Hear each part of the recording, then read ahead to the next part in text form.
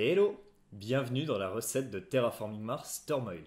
Dans cette vidéo, nous allons vous présenter les règles complètes de cette nouvelle extension.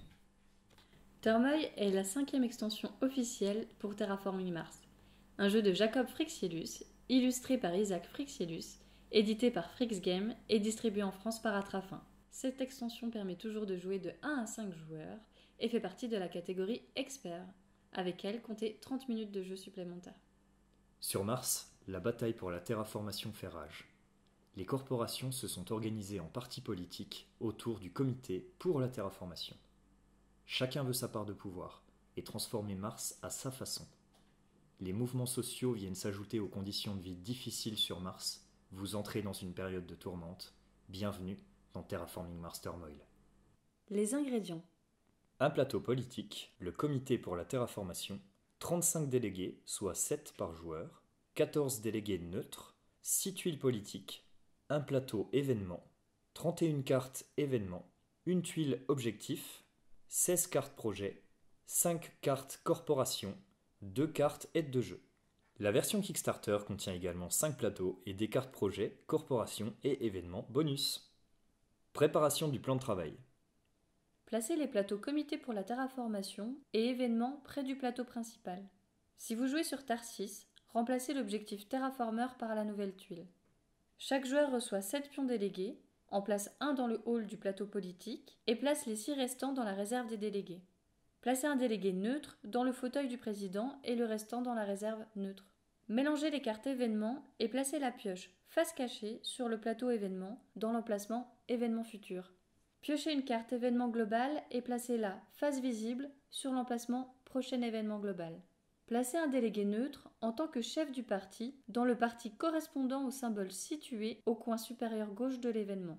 Ce parti est désormais dominant. Placez le marqueur dominance dans la zone des délégués de ce parti. Révélez la première carte de la pile événement futur sur son paquet. Comme précédemment, placez un délégué neutre correspondant au symbole du parti situé à gauche de la carte événement. S'il s'agit du même parti que la carte précédente, placez un délégué neutre dans ce parti. S'il s'agit d'un parti différent, placez un délégué neutre en tant que chef de parti. Placez les 6 tuiles politiques sur l'emplacement correspondant, face visible, en prenant soin de mettre la tuile du parti des Verts au sommet. Intégrez les cartes projet et les cartes corporation au paquet que vous allez utiliser. La main à la pâte. Le plateau comité pour la terraformation de Mars. Ce plateau politique apporte une nouvelle action disponible, faire du lobby. Une fois par génération, vous disposez d'un délégué dans le hall, que vous pouvez placer gratuitement dans un des 6 partis qui composent le comité pour la terraformation.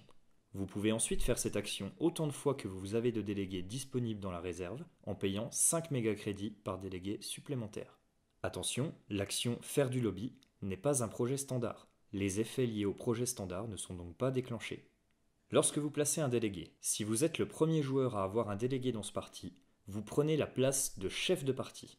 Si en plaçant votre délégué vous avez strictement plus de délégués que l'actuel chef du parti, vous devenez chef de parti à sa place. Son délégué redevient un simple délégué du parti alors que vous prenez la place de chef. Le joueur neutre peut être chef de parti au même titre que les joueurs. Les égalités ne modifient pas le chef du parti. Vous ne pouvez pas placer de délégué si vous n'en avez plus dans la réserve. Le marqueur de dominance se place toujours dans le parti avec le plus de délégués. Lorsqu'on place un délégué, si le parti dans lequel on le place devient strictement majoritaire, il devient le parti dominant. En cas d'égalité, le parti dominant ne change donc pas. À la fin de la génération en cours, le parti gouvernant change. L'actuel parti dominant accède au pouvoir. La tuile politique est modifiée pour correspondre au parti dominant. Le bonus de gouvernance, décrit dans chaque partie et rappelé sur les cartes d'aide de jeu, s'applique à tous les joueurs. Ensuite, le président actuel passe la main. Il est remis dans la réserve. Le chef du parti dominant devient président et gagne un niveau de terraformation. Les autres délégués de ce parti sont replacés dans la réserve. Le marqueur de dominance est ensuite déplacé vers le nouveau parti dominant. S'il y a plusieurs partis à égalité, déplacez le marqueur en respectant le sens horaire depuis le parti qui vient d'accéder à la gouvernance. Enfin, le hall est complété de manière à ce que chaque joueur y ait un délégué, sauf si un joueur n'a plus de délégué en réserve. Le parti gouvernant restera le même pendant toute la génération à venir. La tuile politique prend effet uniquement pendant la phase action de la génération à venir. Les étapes du changement de gouvernement sont rappelées sur le plateau événement global. Le plateau événement global. Il se divise en deux parties. Sur la partie supérieure, vous trouverez un rappel de la phase tourmente et sur la partie inférieure, 3 emplacements, événements futurs, prochains et actuels pour les événements globaux. Un événement global apparaît d'abord comme un événement futur, tout à gauche du plateau, puis devient un événement prochain à la génération suivante et devient un événement actuel à la génération encore suivante. Vous pouvez noter qu'il n'y a aucun événement global actuel lors de la première génération. Lorsque vous révélez un nouvel événement global, lisez le texte d'ambiance sur la partie supérieure.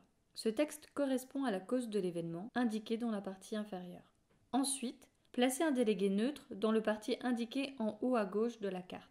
Lorsque l'événement devient actuel, placez un délégué dans le parti indiqué au centre à droite de la carte.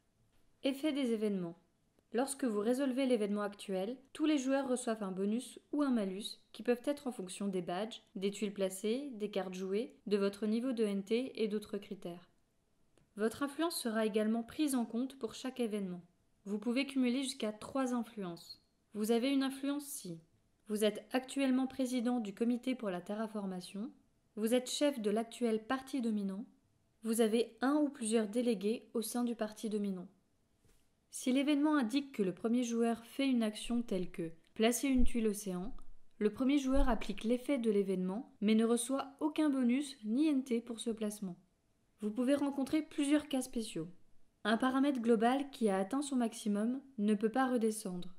Si un événement fait augmenter un paramètre global et déclenche un bonus, comme le placement d'un océan lorsque la température atteint 0 degré, ce bonus n'est reçu par aucun joueur.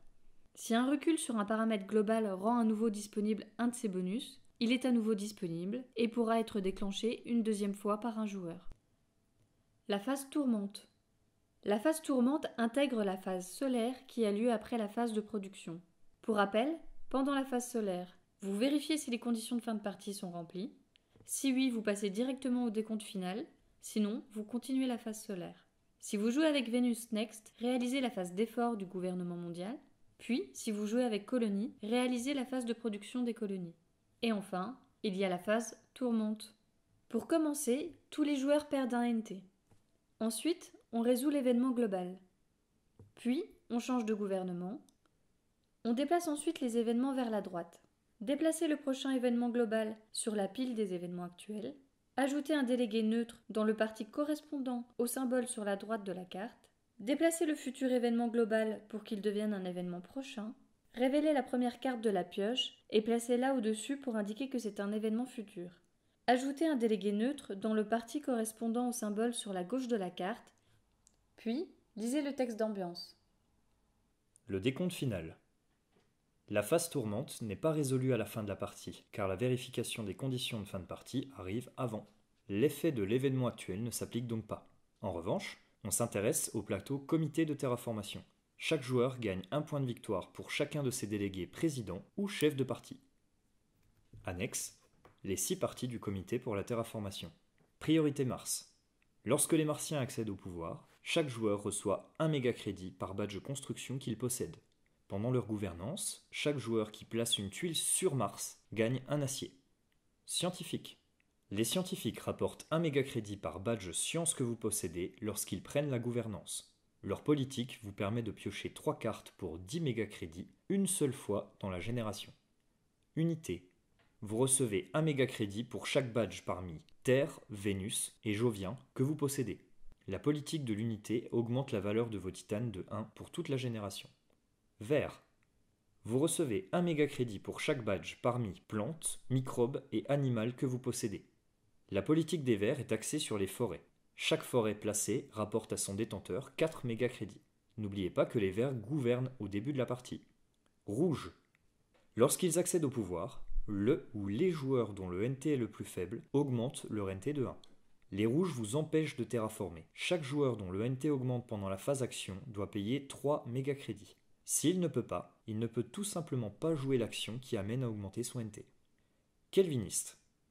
Les joueurs reçoivent 1 méga-crédit par niveau de production de chaleur qu'ils possèdent lorsque les kelvinistes prennent le pouvoir. Puis, lorsqu'ils gouvernent, les joueurs peuvent payer 10 méga-crédits pour augmenter leur niveau de production d'énergie et de chaleur de 1. Il n'y a pas de limite d'utilisation de cette action, cependant, ce n'est pas un projet standard. Merci d'avoir suivi la recette de Terraforming Mars Turmoil. On vous présentera le jeu ainsi que notre avis dans une prochaine vidéo. On vous dit à bientôt pour de nouvelles recettes ludiques.